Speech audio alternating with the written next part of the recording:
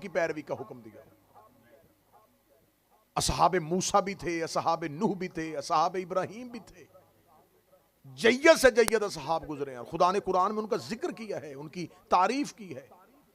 और एक बात ज़हन में रखिएगा कि सहाबी सिर्फ नबी का नहीं होता, जो जिसकी सोहबत में बैठ जाए वो उसका सहाबी होता है। और अगली मजेदार मैं बात ये बताऊं कि लफ्ज सहाबी कुरान में कहीं है भी नहीं। पूरे कुरान में सहाबी लफ्ज नहीं है, साहिब लफ्ज है, असहाब लफ्ज है, सहाबी लफ्ज नहीं। असहाब जमा के सीगे के साथ इस्तेमाल होता है। और खुदा ने असहाब लफ्ज पूरे कुरान में सिर्फ इज्जत के लिए इस्तेमाल नहीं किया, मुजम्मत के लिए भी इस्तेमाल किया। उसकी सबसे बेहतरीन और अच्छी दलील यह है कि अल्लाह ने कुरान में अगर असहाबुल जन्ना कहा है तो असहाबुल नार भी कहा है। खुदा ने यह बताया कि जन्नत के सहाब है तो यह भी बताया कि जहन्नम के भी सहाब है। असहाबुल यमीन कहा है, असहाबुल हजर कहा है, असहाबुल फील कहा है, हाथी वालों के साहिब, पत्थर के असहाब, पहाड़ के असहाब। जो जिसकी सोहबत में होता है वो उसका सहाबी होता है। अब म्यार सोहबत नहीं है, म्यार यह है कि उसने सोहबत में आके लिया क्या है। हजरत मूसा अलैहिस्सलाम अल्लाह के नबी और कलीमुल्लाह हैं।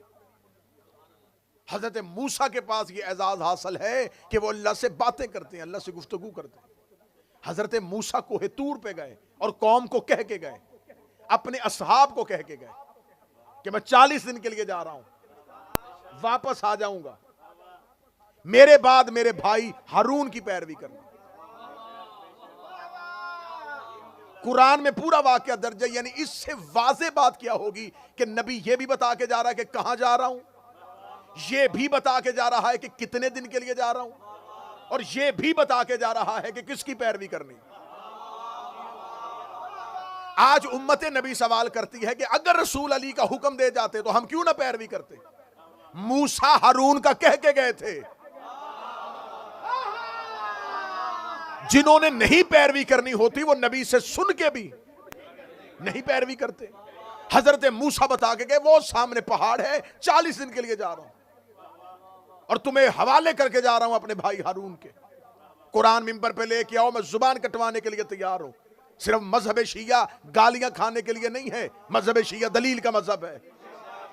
आप हमें साबित करें कि सहाबे मूसा जो मूसा के साहिब थे, जो मूसा के साहब थे, हजरत मूसा 40 दिन के लिए गए, क्या वो इस्तकामत में रहे, क्या वो अपने अकीदे पर रहे?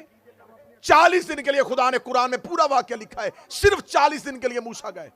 हारून को छोड़ के बछड़े की पूजा शुरू कर दी। नबी के भाई को छोड़ के बछड़े की पूजा हुई।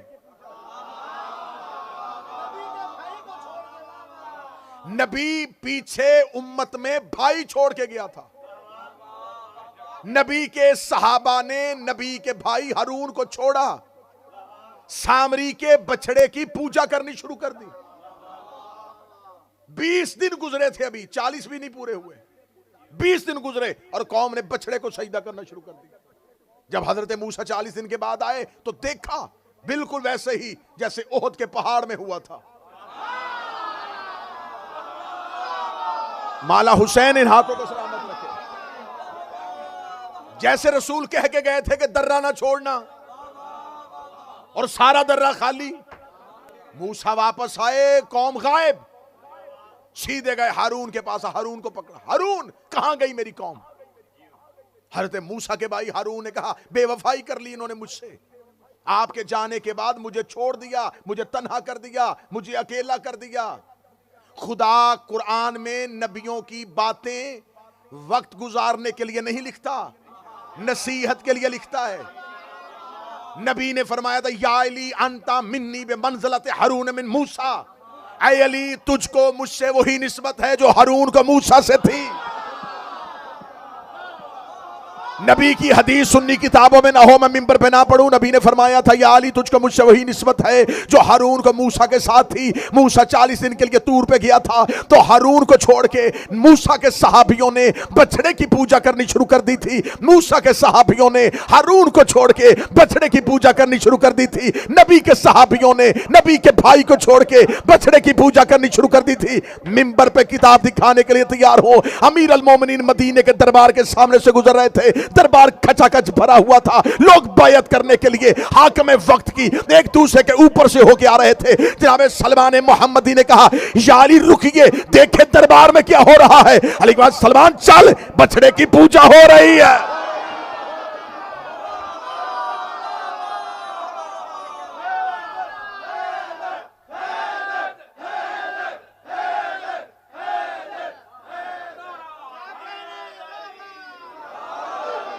चल चले, बैयत नहीं, बैयत नहीं हो रही। जैसे मूसा के साथियों ने हारून छोड़ के बछड़े की पूजा की थी।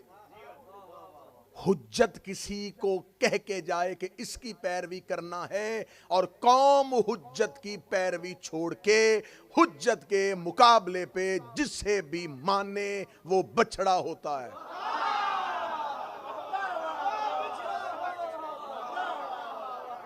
खुदा ने कुरान में इस्तारा दिया है, मिसाल दी है, और नबी की हदीस अहले सुन्नत के यहां भी दर्ज है। ऐ अली तुझे मुझसे वही निस्बत है। अब आइए कुरान से पूछिएगा, क्या हजरत मूसा के सहाबा ने हारून को खलीफा बनाया था? मूसा ने भी दुआ की थी, रब्बे शरह ली सदरी व यस्सिर ली अमरी वहलल उक़दतम मिन लिसानी यफ़क़हू क़ौली रब्बे अजअल ली वज़ीरम मिन अहले हारून अखी। मेरे अल्लाह, मेरे घर से, मेरी अहल से, मेरे खानदान से मेरे भाई हारून को मेरा खलीफा बना दे। नाम भी बता दिया, यह भी बता दिया कि हारून है और मेरा भाई है और मेरी अहल से है। हजरत मूसा ने इतना कुछ कह दिया तो कह दे मेरे अल्लाह मैंने बना लिया है। मूसा ने कहा, गुस्ताख न बन, नबी का खलीफा है। नबी का खलीफा बंदे नहीं बनाते, अल्लाह बनाता है। नाना हाथ यहीं पे रखना, तो मैं अगला जुमला कह देता हूं। मूसा ने यह लफ्ज लिखवा के कुरान में साबित कर दिया है कि मूसा नबी था और नबी ने खलीफा बनाता था। जब नबी का खलीफा मूसा जैसा कलीमुल्लाह नहीं बना सकता तो मक्के के डाकू कैसे बना सकता?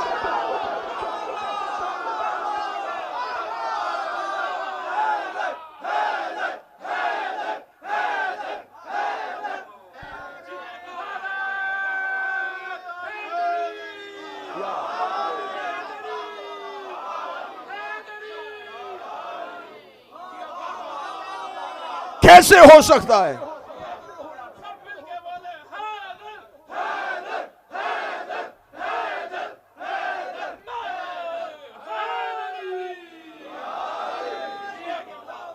तकरीर आज की बड़े नाजुक मरहले में दाखिल हुई चाहती है।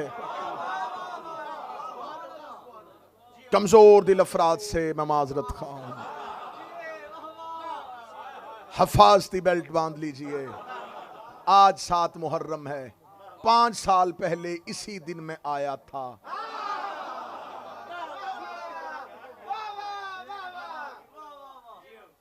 उसी अकीदे पे खड़ा हूं। हर उसकी इज्जत करेंगे जिसकी इज्जत का हुक्म हमें अल्लाह और रसूल देगा। ये कैसे हो सकता है कि तमाम असहाब हदायत के सितारे? कल की मजलिस में मैंने कहा था ना, सितारों पे बात हुई थी। ये हदीस बनाई गई, अखज़ की गई कि नबी ने फरमाया था, मेरे असहाब हदायत के सितारे। सारे सितारे नेक नहीं होते। जाओ जाके पूछ लेना नजूमियों से, कुछ सितारे नहस भी होते हैं।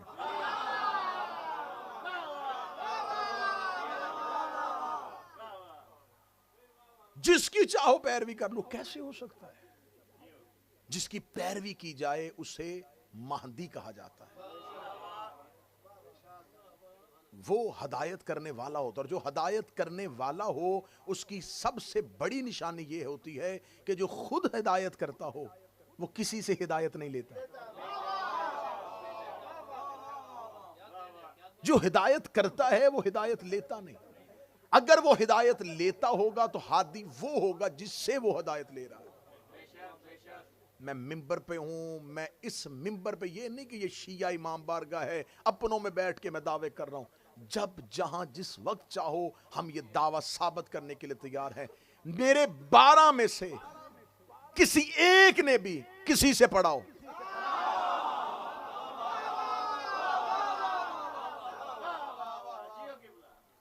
अगली बात खतरनाक है, ये बात तो शिया अकीदे की थी, इससे अगली बात करने लगे। इन 12 ने किसी ने भी एक दूसरे से पढ़ा हो।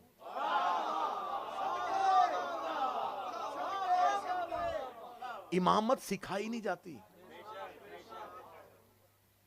इमाम की जबिल्लत में इल्म होता है। इमाम ऐने इल्म होता है। सीखने से इमाम नहीं बनता। कोई इमाम किसी दूसरे से सीख के इमाम नहीं बना, क्योंकि इमाम ऐने इल्म होता है। हां, ये दूसरे इमाम की पैरवी करते हैं जब तक उस इमाम का दौर होता है। जो ही उस जिसकी पैरवी करते हैं वो नजरों से गायब हो, अगला इमाम आ जाए तो अब उसकी पैरवी होती है। मौला अमीर अल मोमिनीन 40 हिजरी दुनिया से गए। इमाम हसन का दौर इमामत शुरू हुआ। इमाम हसन का दौर इमाम पहले दिन इमाम आके मेंबर पे बैठे। ये कुछ लोगों का एक वफद आ गया, उसने कहा हम अली से मिलना चाहते थे, पता चला है कि अली शहीद हो चुके हैं, अब हम वापस जा रहे हैं। मौला इमाम हसन ने कहा कोई काम है तो मुझे बताओ। उन्होंने कहा नहीं, हम अली ही से कुछ सवाल पूछना चाहते थे। इमाम ने कहा जो भी सवाल है वो मुझे बताओ, मैं बताऊं। उन्होंने कहा नहीं, हमने अली के इल्म के किस्से सुने थे। इमाम हसन ने कहा मैं भी अली ही हूं, मैं अली ही का बेटा हूं, मेरा भी दावा सलूनी ही है, मेरा भी दावा सलूनी। अल्लामा मजलसी ने इस वाक़े को लिखा है, मेरा भी दावा सलूनी है। सवाल करो मैं जवाब दूं। उन्होंने फिर कहा नहीं, आपसे नहीं सवाल हो सकते, हमें पता चला था, हमने सुना था कि वो अली तौरात अंजील ज़बूर से फैसले करता था, हम तो उसी के लिए मिलने के लिए आए थे। और जाहिर बात है जो इमामत को ना समझता हो वो तो यही कहेगा ना। वो तौहीन इमाम नहीं कर रहे थे, लेकिन उनका हदफ अमीर अल मोमिनीन थे। उन्होंने कहा हम तो अमीर अल मोमिनीन से मिलना चाहते थे, वो नहीं। इमाम हसन बार बार कहते रहे दूर से सफर करके आए हो, ऐसे खाली ना जाओ, जो पूछना चाहते हो मैं बताने के लिए तैयार हूं। जब वो वापस दरवाजे पे जाने लगे, इमाम ने कहा रुको, ना पूछो, मैं बताता हूं। सवाल ना करना, मैं तुम्हें बता देता हूं। इमाम ने दरवाजे पे खड़े एक एक बंदे का नाम लिया, तेरा नाम ये है तो इस मजहब का है, तेरा नाम ये है तो इस मजहब का है, तेरा खानदान ये है। एक एक का तारुफ करवाने के बाद उनके दिलों के अंदर जो सवाल था, इमाम ने सवालों के जवाब देने शुरू कर दिए। सारे चारों के चारों चलते हुए दरबार के अंदर दाखिल हुए। इमाम हसन के कदमों पे हाथ रख दे। एक हसरत पूरी हो गई कि सवाल अली से करने थे, हू बहू तूने वही जवाब दिए जो अली को देने चाहिए थे, हू बहू तू वैसे ही बोला जैसे अली को बोलना चाहिए था। लेकिन एक हसरत अपने अंदर लेके जा रहे हैं, हमें सवालों के जवाब मिल गए लेकिन हमने अली की ज़ियारत नहीं की। इमाम हसन ने चारों का हाथ पकड़ा, इमाम ने हुजरे का पर्दा हटाया, सामने तख्त पे अली बैठा हुआ था। उन्होंने कहा हमने तो सुना था अली कूफे में शहीद हो गया, तो अब मैं इमाम हूं, जब चाहो जिसे चाहो जाहिर कर दो।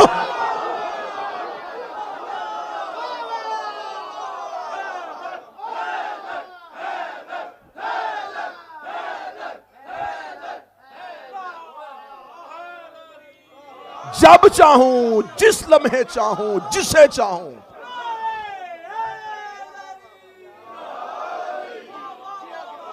जाहिर कर दो। क्यों? अब इमाम वक्त मैं हूं।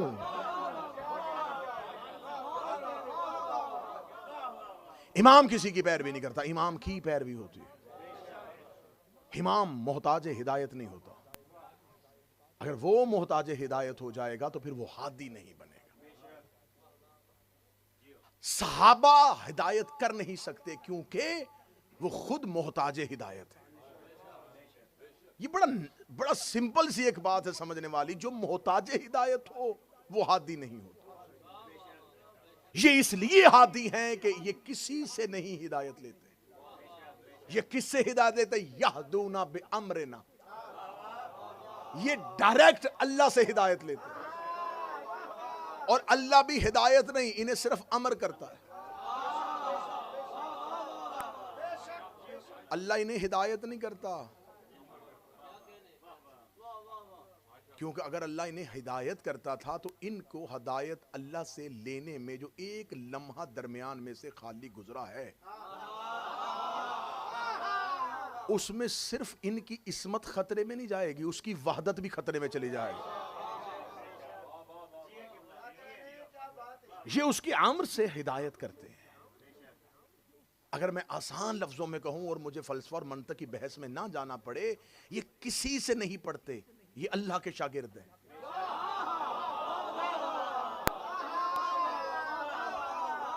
ये परवरदिगार के शागिर्द हैं। चले, अमीरुल मोमिनीन तो इमाम है ना, इमाम हसन अलैहिस्सलाम तो इमाम है, करीम करबला शहनशाह करबला तो इमाम है। अली के घर में एक शहजादी रहती है, एक बेटी रहती है, उसका लक़ब है आलिमा गैर मुअल्लिमा। तुम्हें खुदा का वास्ता मुझे अकेला ना छोड़ना, आलिमा गैर मुअल्लिमा, ऐसी आलिमा जिसका कोई उस्ताद ना हो। अब सर हिलाओगे 7 मुहर्रम, मुझे दुख होगा। कोई अनपढ़ों के घर में कहे ना कि मैंने किसी से नहीं पढ़ा, ये कमाल नहीं है। जिस घर में सारे पढ़े लिखे हों और उस घर में कोई दावा कर दे कि मैं इनमें से किसी से नहीं पढ़ा, ये बड़ा कमाल है। अली के होते हुए गैर मुअल्लिमा।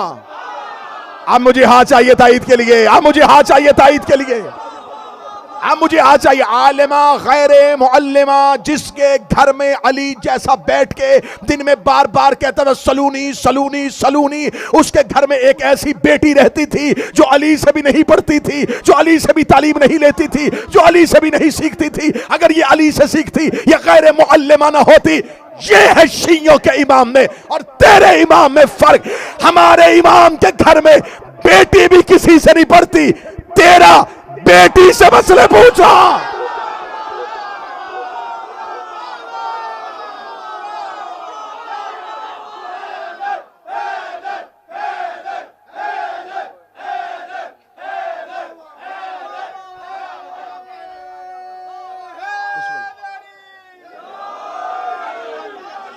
जिसकी बेटी किसी से ना पढ़े,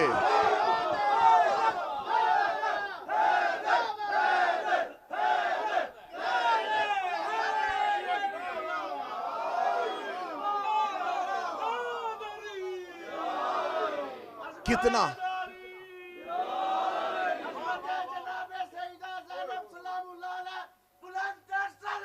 अल्लाहुम्मा सल्ली अला मुहम्मद व आले मुहम्मद।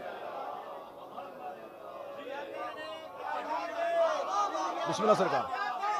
जिसकी बेटी किसी से ना पढ़े, एक इमाम वो है जिसकी बेटी इमाम से नहीं पढ़ रही। एक की बेटी इमाम से नहीं पढ़ रही, एक का इमाम बेटी से पढ़ रहा है। ये शिया मसला नहीं है, यह अहले सुन्नत की किताब है। इद्दत का मसला बताया है बेटी ने। बताएं, बहुत से ऐसे सवालात हैं जो उन्होंने बेटियों से पूछे। हाँ, बुखारी में लिखा हुआ है, बाबे वफात पैगंबर में लिखा हुआ है कि एक साहबी ने जाके अपनी बेटी से पूछा था कि रसूल को कितनी चादरों का कफन मिला था। यह सवाल बताता है कि वो दफन के वक्त मौजूद नहीं थी।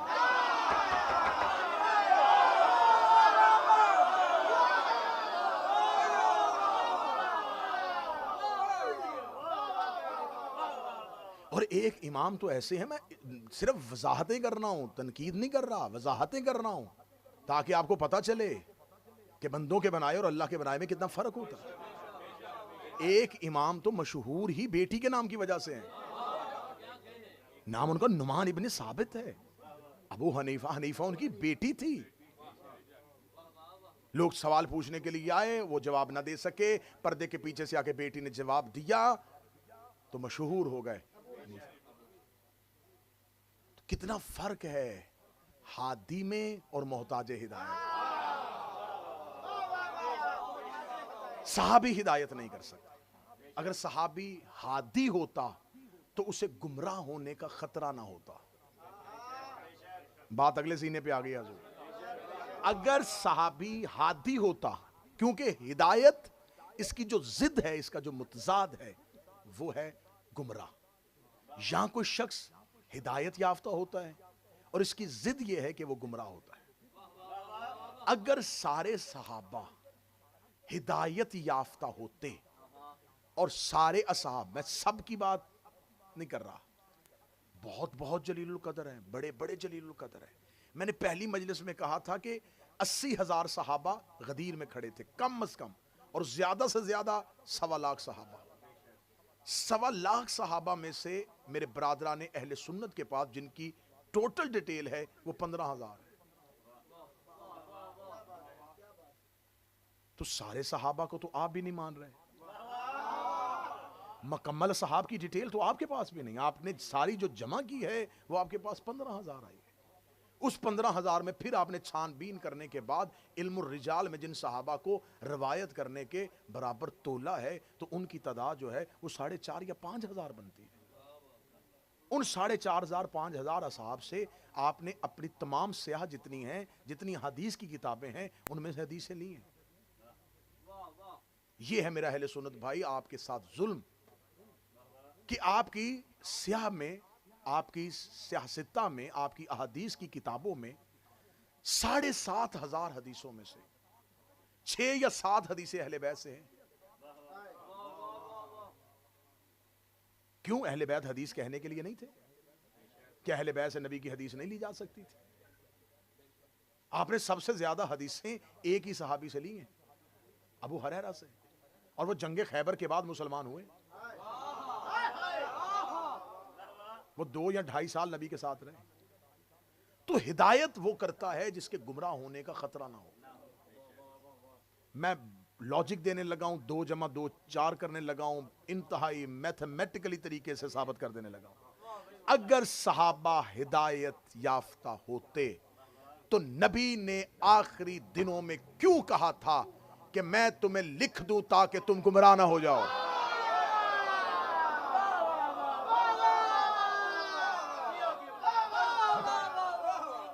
क्या उस वक्त शिया मौजूद थे?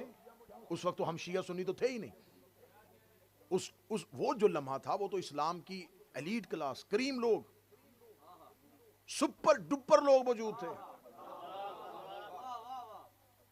कि जिन्होंने रसूल देखा है, जिन्होंने इन्हीं लोगों ने आगे हमें, ये शारे हैं दीन के, इन्होंने हम तक दीन पहुंचाना है, इनसे हदीस आनी है, ये माखिज हैं, ये मसादिर हैं, इनसे हदीस निकलनी है। इनके बाद ताबईन होंगे, फिर उनके बाद तबा ताबईन होंगे, फिर उनके बाद तबा ताबईन होंगे, फिर मुहद्दिसीन होंगे, फिर मुअर्रिखीन होंगे। ये इस्लाम का पूरा सफर चलना है।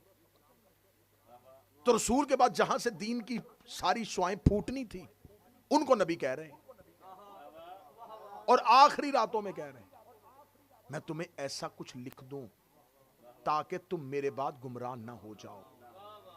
इसका मतलब है रसूल ने यह नहीं कहा कि मैं तुम्हें कुछ ऐसा लिख दूं ताकि बाद में पहुंचाना, तुम तो सारे ठीक हो, तुम तो सारे हिदायत पा चुके हो, ताकि बाद में आने वाले 2025 में बरतानिया में, नॉर्थहैम्पटन में कोई मुसलमान, भाई हमारी तो बात ही नहीं हो रही, हम कहां से आ गए? नबी उनसे कह रहे हैं मैं तुम्हें कुछ लिख दूं ताकि तुम मेरे बाद तुम मेरे बाद गुमराह ना हो जाओ। बात वक्त गुजारने के लिए या मजलिस बनाने के लिए, नारा लेने के लिए नहीं, हिदायत पहुंचाना मकसद है। अगर वो लोग हिदायत याफ्ता होते तो नबी ना कहते कि मुझे तुम्हारी गुमराही का खतरा है, या फिर वही कह देते कि या रसूलल्लाह आज आप हमें कह रहे हैं, कल तो आप हमें कह रहे थे कि मेरे सारे सहाबा हिदायत के सितारे हैं।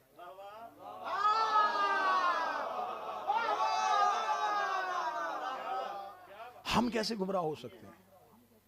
रिसालत इमाम ने लिखा, और आपकी तमाम तारीख के तमाम हिस्टोरियन, तमाम मौरखीन ने इस बात को माना कि यह वाकया हुआ था, नबी के हुजरे में हुआ था, नबी के घर के अंदर हुआ था। रिसालत इमाम ने कहा था कि मैं तुम्हें कुछ लिखवाऊं, कुछ तहरीर लिखो, उन्होंने कहा था नहीं। रसूल ने क्या कहा था? मैं तुम्हें तहरीर लिख दूं ताकि तुम गुमराह। इसका मतलब वो जो भी तहरीर थी वो गुमराही से बचने का नुस्खा थी। ठीक है, तहरीर नहीं लिखी गई। अगर तहरीर नहीं लिखी गई तो इसका मतलब है कि फिर गुमराही हुई है।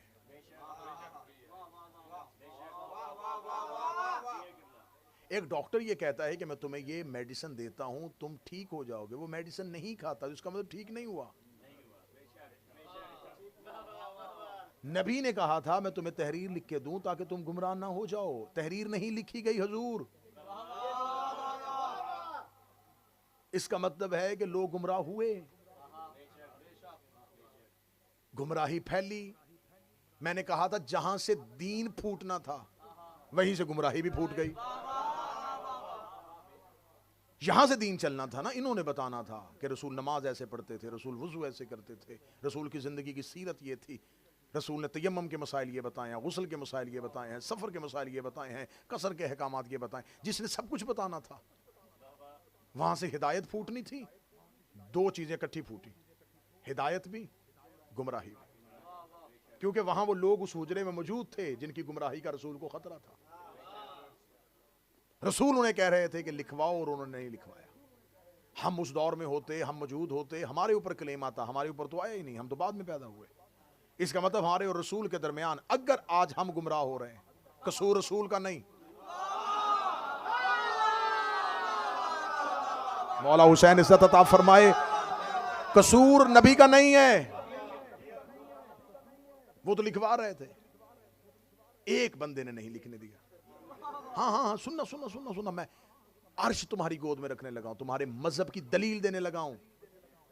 एक शख्स ने कहा हस्बुना किताबुल्लाह, हमें अल्लाह की किताब काफी है। शैतान ने अल्लाह की बारगाह से निकलते हुए एक दावा किया था परवरदिगार को। उसने कहा मैं जा रहा हूं, लेकिन मैं ये वादा करके जा रहा हूं, मैं नस्ले इंसानियत को गुमराह करूंगा।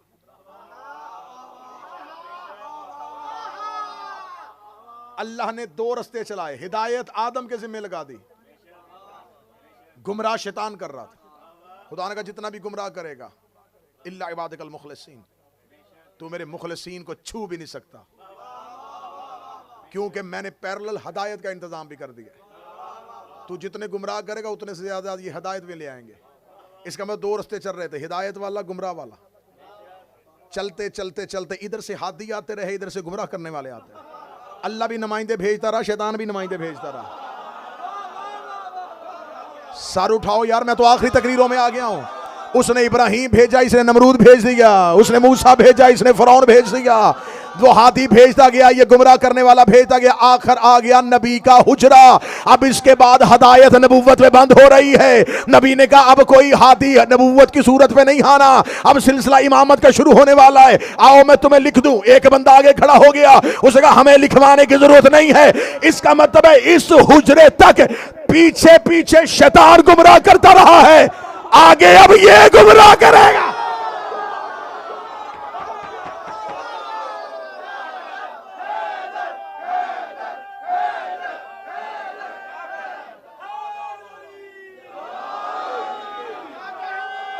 अब गुमराही,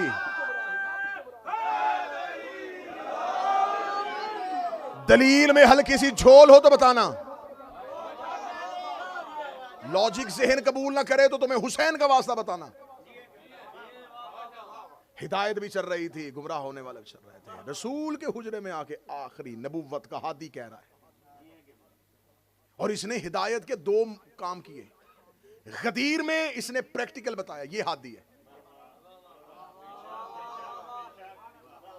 हुजरे में इसने कहा लो तहरीर लिखवा दो। पहली तकरीर याद है, थ्योरी और प्रैक्टिकल। गदीर प्रैक्टिकल। कहा आओ मैं तुम्हें कुछ लिख दूं, नहीं लिखवाया गया। इसका मतलब आज सारी इंसानियत में लोग कह रहे हैं या अल्लाह हमें गुमराही से बचा, या अल्लाह हमें गुमराही से बचा। कोई अल्लाह से दुआएं क्यों कर रहे हो? उसे तो बचाया था, उसे तो अपने हाथी भेजे। वो नबी तो कह रहा था कि तुम्हें नुस्खा लिख दूं, नहीं गुमराह होगे। तो अब अगर तुम गुमराह हो रहे हो तो अब सिर्फ शैतान का कसूर नहीं है, क्योंकि उसने बड़े अच्छे तरीके से अपनी रिस्पॉन्सिबिलिटी आगे ट्रांसफर कर दी है।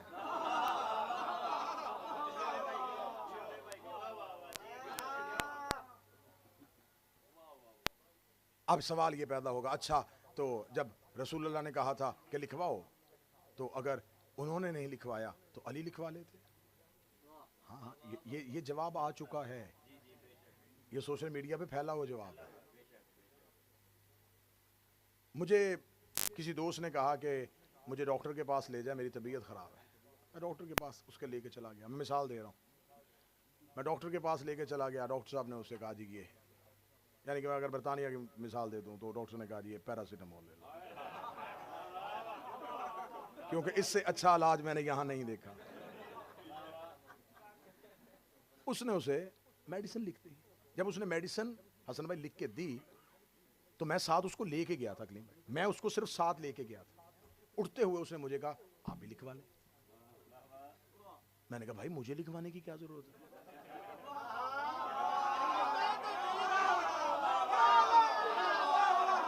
मैं ठीक हूं, मैं तुम्हें लेके आया था, बीमार तुम थे, अली क्यों लिखवा लेता? अली को कोई गुमराह होने का खतरा था?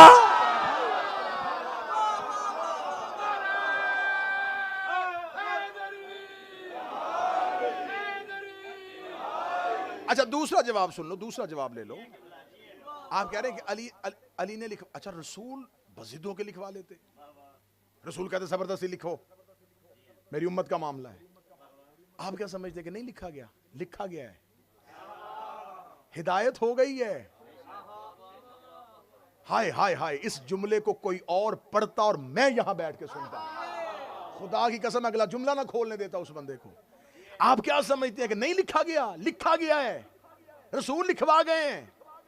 रसूल यही बताना चाहते थे कि गुमराह कौन है।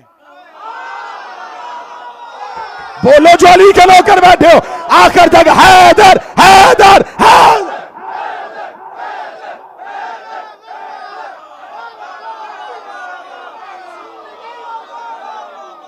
रसूल ये बात ना करते,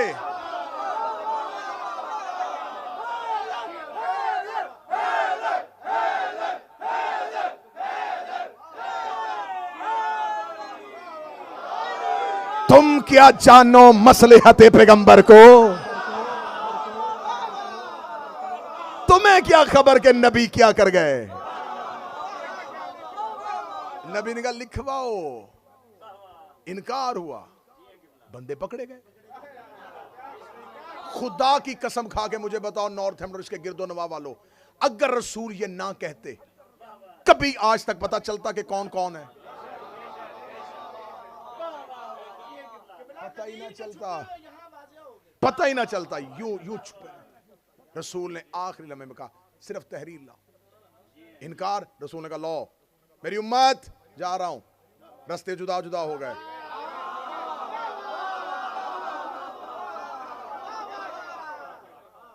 अगर रसूल ने जबरदस्ती लिखवाना होता तो अल्लाह शैतान से जबरदस्ती सजदा करवा लेता।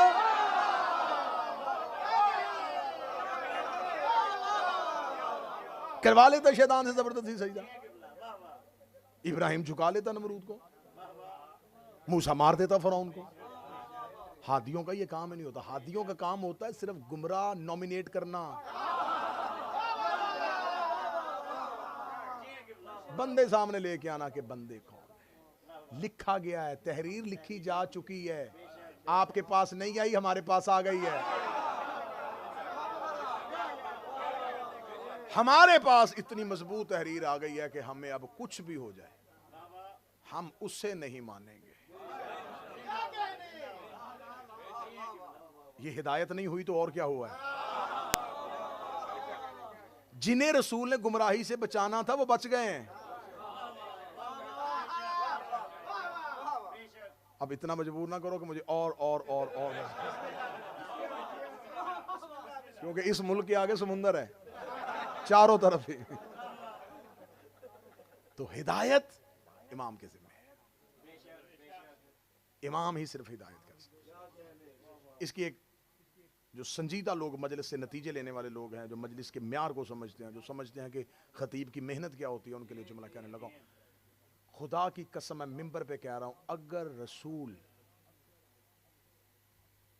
उसी लम्हे जबरदस्ती कर लेते, जो काम 61 हिजरी को हुआ वो 11 को हो जाता।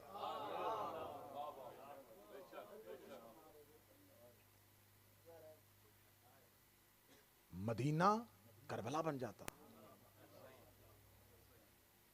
क्या रसूल के बहुत अरसे बाद नबी का नवासा कत्ल हुआ है? 50 साल। जो सर नबी की गोद में होता था वो नेज़े पे गया है। ये सब कुछ किसने किया था? उन्हीं लोगों ने किया था। तो आप उनसे ये तवक्को कर सकते हैं कि नबी उनको जबरदस्ती हिदायत पे लेके आता। जैसे बेटी बाजार में गई थी, मां बाजार में आ जाती। जिन्होंने सरे हुसैन नेज़े पे सवार किया वो सरे मुस्तफा भी नेज़े पे ले जाते।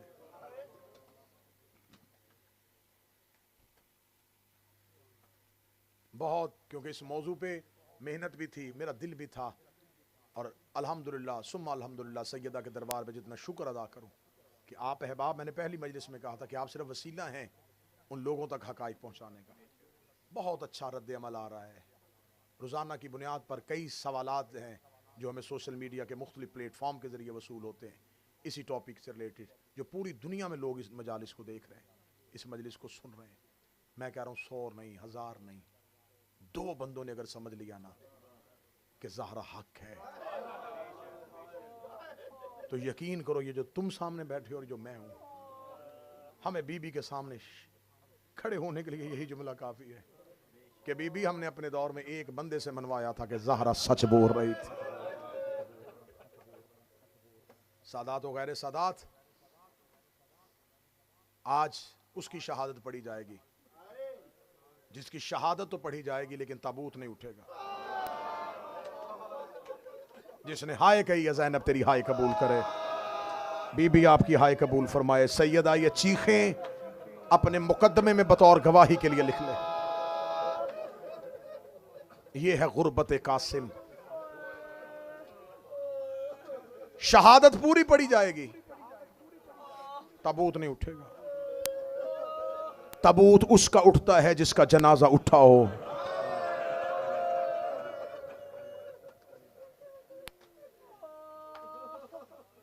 बहुत सी जगहों में पाकिस्तान में गठरी बरामद होती है, बहुत सी जगहों में मेहंदी बरामद होती है। ये मेहंदी ही कासिम का जनाजा है।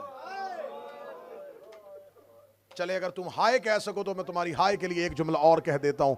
ये मेहंदी कासिम की मां की हसरत का जनाजा है। हर मां की हसरत होती है मैं बेटे के सर पे सेहरे सजाऊं, लेकिन मुझे सर पे कुरान रख के बताओ, हर मां की ख्वाहिश होती, लेकिन बेवा मां की ख्वाहिश बड़ी ज्यादा होती है।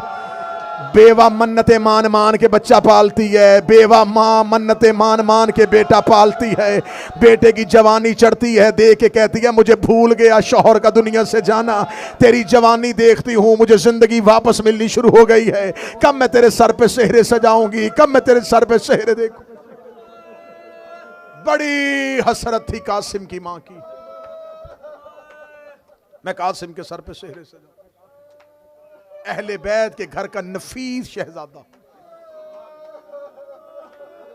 जो नौजवान बैठे हो, मैं तुम्हें मिन्नत करूंगा, तो मेरे भाई हो, मातमी हो, ज़दार हो, अल्लाह तुम्हें तुम्हारे माँ बाप को नसीब करे। आज तुमने मातम करना है, जवानों ने मातम करना है।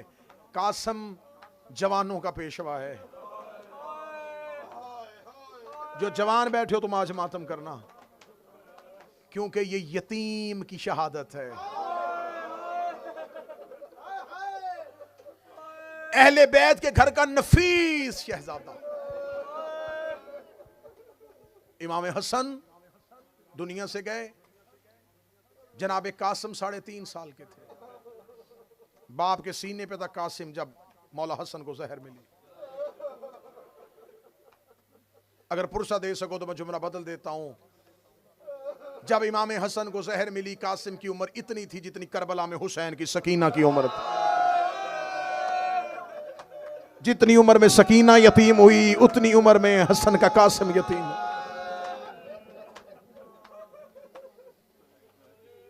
यतीम को लोग लिबास से पहचानते हैं, हालात से पहचानते हैं। यतीम के कपड़ों से लोग कहते हैं इसका बाप नहीं है। बाबा अली शाह जी, मैंने किताबों में पढ़ा है, इमाम हुसैन दिन में 7-7, 10-10 मर्तबा कासिम के लिबास बदलवाते थे। अहले बैत ने कासिम को ऐसे रखा है, मदीने में मशहूर हो गया अमीर कासिम।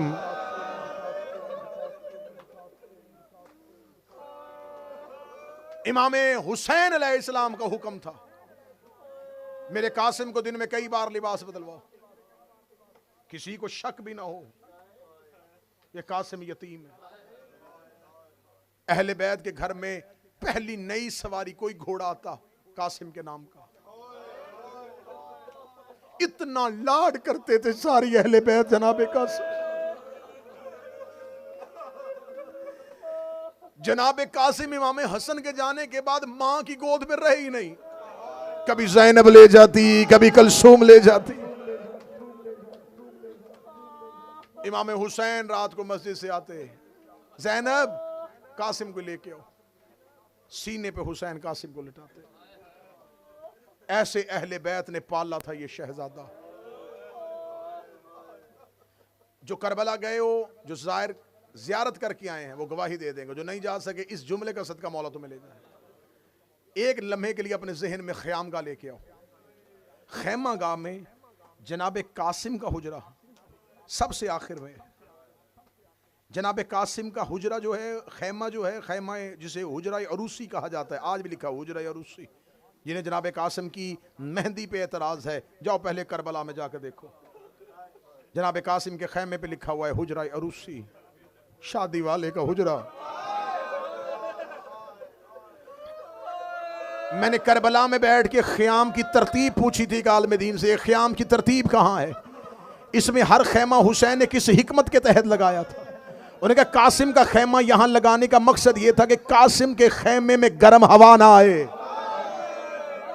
क्योंकि कासिम का जिस्म बड़ा नाजुक था। गर्म हवा कासिम के जिस्म पे बड़ी जल्दी असर कर देती थी। मैंने तो जुमला पढ़ दिया था कि जवान इस जुमले पे मातम कर देते। हुसैन जिसके जिस्म को गर्म हवा नहीं लिखने देता था, उसका जिस्म घोड़ों के सुम्मों ने बमाल किया।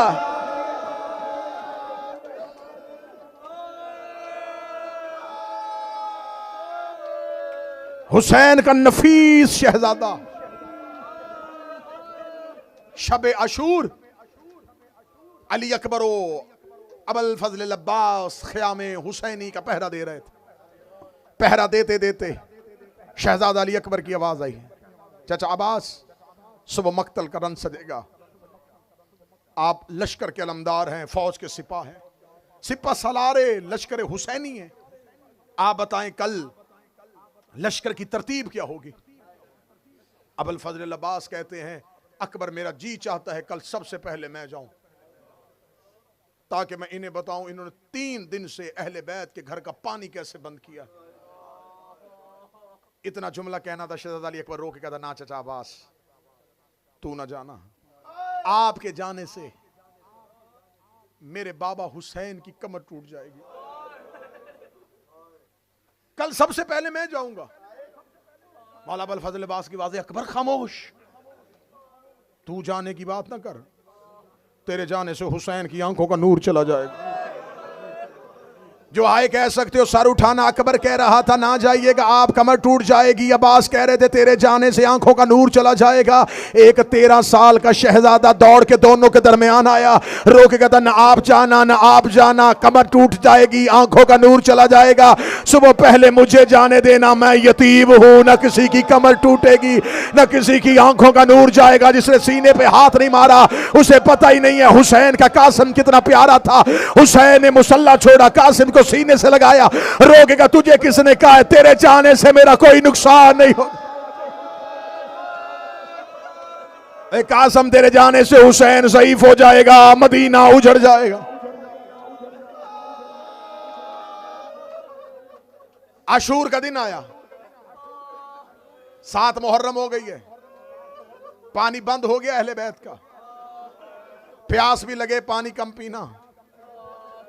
हर एक एक घूंट में कहना सकीना तेरी प्यास के सदके।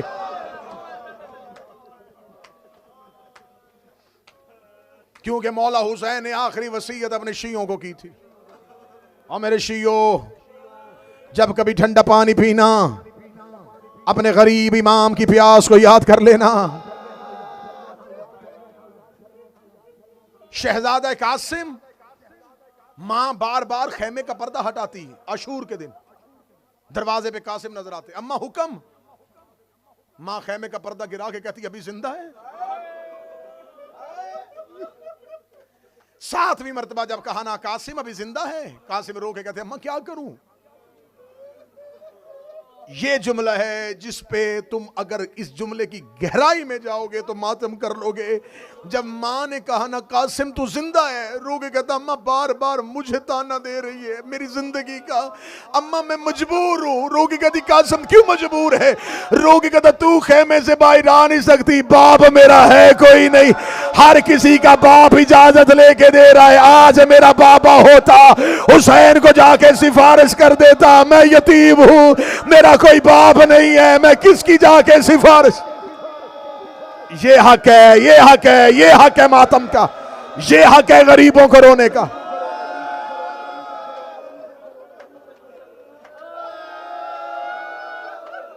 अम्मा मैं मजबूर हूं, तू खेमे से बाहर नहीं आ सकती, बाप मेरा है नहीं, मेरा बाबा होता। बीबी ने कासिम को दौड़ के सीने से लगाया, ना कासिम मेरा लाल, तूने तो जिंदगी में कभी यतीमी का एहसास नहीं हुआ। माँ और बेटा जी भर के गले लग के रोए। कासिम कहता माँ आज बाबा होता। माँ कहती कासिम तेरे बाप ने तेरे बड़े ख्याल किए, कासिम तेरे बाप ने तुझे हर एहसास से बचाया। ये कह के बीबी ने कासिम के बाजू से तवीज खोला। रोक गई जा जाके हुसैन को तवीज दे। रोके कहता माँ ये तवीज किसका है। कहती तवीज नहीं बाबे की तहरीर है, जब जहर मिली हुई थी। रोके कहता मुझे एक तहरीर लिखने दो, जब दीन में मुश्किल बन जाए कासिम को कहना मेरी जानब से हुसैन को दे देना। कासिम ने अपने हाथ में तहरीर उठाई, वहां गया जहां टीले पे करबला का गरीब बैठा था। रोके कहता इजाजत मौला ना दे, एक बार तहरीर पढ़ ले। मुद्दत के बाद भाई ने भाई की तहरीर को देखा। हुसैन ने कासिम के हाथों से तहरीर ली। कासिम की तहरीर में हसन के लहू की खुशबू आ रही थी। हुसैन ने तहरीर को आंखों से लगाया, रो के कहने लगा हाय हसन आज तू जिंदा होता, हुसैन सहरा में गरीब ना। हौसला। तहरीर पढ़ी, चूमी। मख्तल कहती है पता नहीं कितनी देर तहरीर को देख देख के हुसैन रोते रहे। रोने के बाद अब्बास बिस्मिल्लाह का, अब्बास मेरा लाल तैयार कर। वाहिद शहीद है, मैं पूरी जिम्मेदारी से एक लफ्ज कहने लगा हूं, वाहिद शहीद है हसन का यतीम जो मैदान जंग में जिर्रा के साथ नहीं कुर्ते के साथ गया है। बाबा जी मैं मिंबर पे मैं भी यही पढ़ता था, मैं ये कहूं कि लोग पढ़ते मैं भी यही पढ़ता था कि जनाब कासिम के बदन पे कोई जिर्रा नहीं थी। कासिम छोटा था, जिर्रा पूरी नहीं आती थी, क्योंकि यही पढ़ा जाता था। मैं भी यही पढ़ता था कि अरब वालों ने कासिम के, उन्हें खबर ही नहीं थी कि 13 साल का बच्चा भी जाएगा। कोई कासिम के नाम की जिर्रा नहीं थी। मैं भी मिंबर पे यही पढ़ता था। 3 साल पहले 4 साल पहले जब मैंने करबला में मुहर्रम पढ़ा था, मेरे लिए बड़ा मुश्किल था कि करबला में खड़े होकर मक्तल पढ़ना। मेरे लिए मुश्किल तरीन काम था कि मुझे मक्तल की वो रवायात लेनी है जो मुस्तनद हो, जिन पे तहकीक मुकम्मल हो। मैं उस आलिम दीन के पास जाके बैठता था जिसने अपने हाथों से 70 किताब मक्तल पे लिखी है। जब मैं जनाब कासिम की शहादत के हालात लिख रहा था तो मैंने कहा हुजूर शहजादे कासिम के बदन पे जिर्रा नहीं थी, इसलिए कि कासिम का बदन पे कोई जिर्रा पूरी नहीं आई। उन्होंने कहा ना ये कैसे हो सकता है। कि इमाम की मजबूरी ये हो कि लोहे की जिर्रा, अब्बास की उंगलियां लोहे को चीरती थी। तो मैंने कहा फिर कासिम को जिर्रा क्यों नहीं पूरी आई? वो रो के कहने लगे उसका बदन इतना नफीस था। हाय हाय हाय हाय, कासिम का जिस्म इतना नफीस था, लोहे की जिर्रा बदन पे आ ही नहीं सकती थी। कासिम का बदन फूल की मानिंद था, जैसे एक नया फूल खिलता है, लोहे की जिर्रा कासिम के बदन पे नहीं आ सकती थी। और सरों पे कुरान रख के बताओ, जिसको मौला ने बगैर जिर्रा के भेजा था, उसके बदन पे जब लोहे के सुम,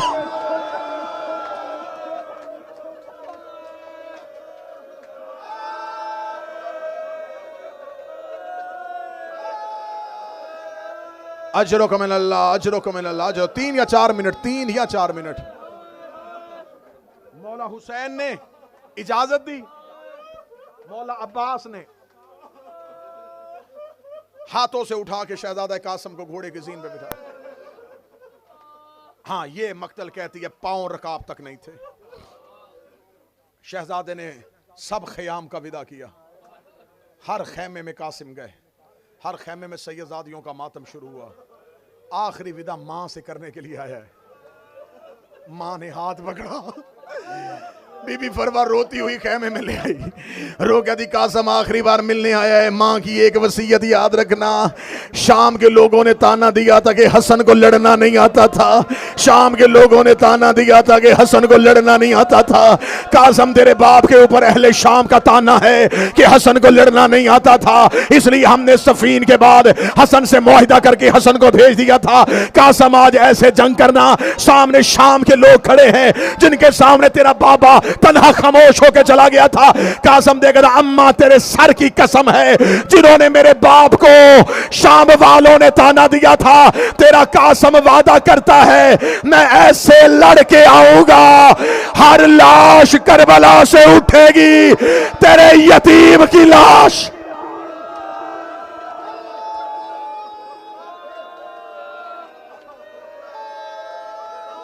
अजरो कमिन अल्लाह, अजरो कमिन अल्लाह। घोड़े के जीन पे शहजादा कासिम आए, अब्बास टीले पे। कासिम ने अल्लाह अकबर कह के लश्कर पे हमला किया। ऐसे लड़ता हुआ सफों को चीरता जा रहा था हसन का यतीम। दाएं का लश्कर, बाएं का लश्कर, बाएं 3 मर्तबा लश्कर से होके हुसैन तक आए। जो अरब के जंगों के असूल समझते हैं, लाखों के लश्कर में जाना, हमला करना, फिर वापस आना।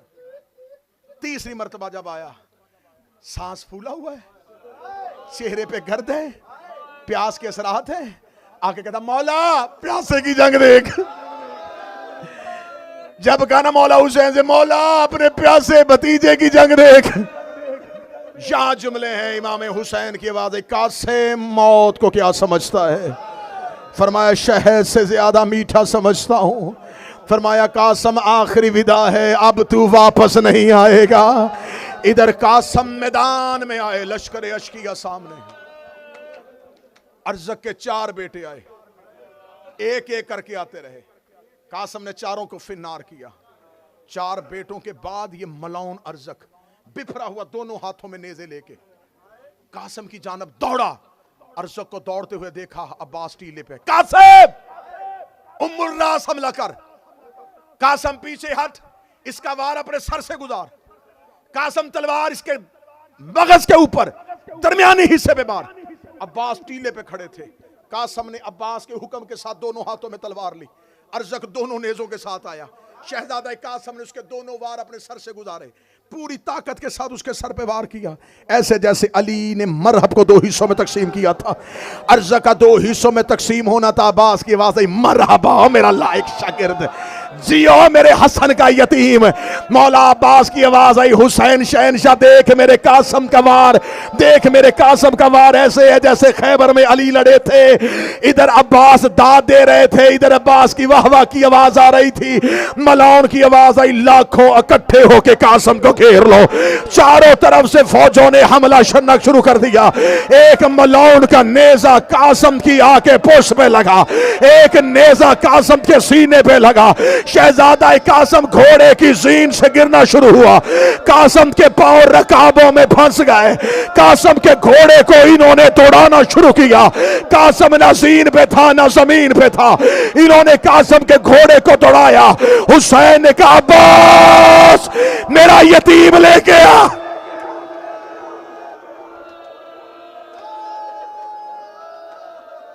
एक मिनट रह गया, 1 मिनट है मेहंदी की बरामदगी। अब्बास करबला के टीले से घोड़े को दौड़ाया। उमर इब्ने साद मलऊन ने अब्बास को आते देखा। इसने ऊंची जगह पे खड़े होकर कहा, गाजी के आने से पहले मशरक के घोड़े मगरब दौड़ा दो। मगरब के घोड़े में तो पड़ गया मुसाहिब, अल्लाह जाने तो किस ख्याल में था। मशरक के घोड़े मगरब, मगरब के घोड़े मशरक, दोनों तरफ से घोड़े दौड़ने शुरू किए। जाते हुए अब्बास को देखे हुसैन ने कहा, अब्बास तू आ जा, अब मैं जाता हूँ। जाते हुए अब्बास को हुसैन ने कहा, अब्बास तू वापस आ, अब मैं जाता हूँ। अब्बास मेरा कासम ज़ीन से गिर चुका है, मेरा कासम तकसीम हो चुका है। हुक्म इमाम था, अब्बास वापस आ गए। हुसैन करबला के मैदान में आया। इधर से लाशों से ऊपर से घोड़ों ने हटना शुरू किया। जब घोड़ों ने हटना शुरू किया, गरीब ने सहरा में बेटे की लाश ढूंढनी शुरू की। गरीब ने सहरा में बेटे की लाश ढूंढनी शुरू की। मैं आज तक मिंबर से यही पढ़ता था। हुसैन ने कासम के बदन के टुकड़े उठाए। मैंने करबला में बैठ के मक्तल पढ़ी है। टुकड़े तलवार से होते हैं। जब घोड़े पामाल करे तो बदन टुकड़ों में नहीं होता, बदन का कीमा बनना शुरू हो जाता है। कासम का गोश्त करबला की रेत में मिल गया। हुसैन जमीन में बैठे। हुसैन ने रेत इकट्ठी करनी शुरू की। रोक गए, लगाओ मेरे कासम, और मेरा गरीब लाल, और मेरा फरवा का यतीम, और मेरे हसन की निशान।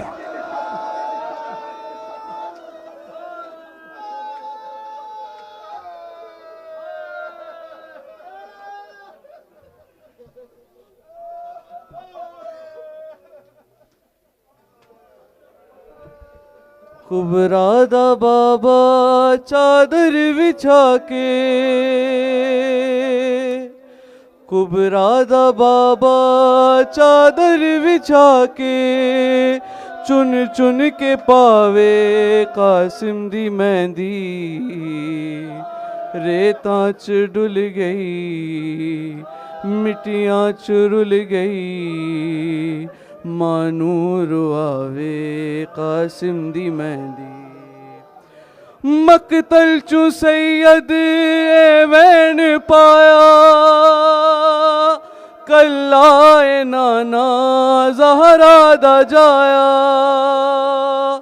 मकतल चू सैयद एवैन पाया, कल्ला ए नाना ज़हरा दा जाया।